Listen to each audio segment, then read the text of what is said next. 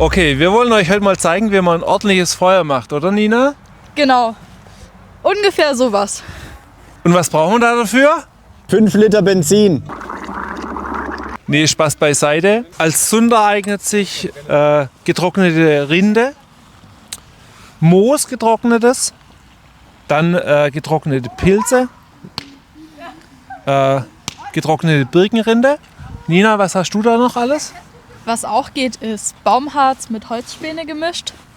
Oder was man ganz oft im Wald findet, trockener Tannenreis.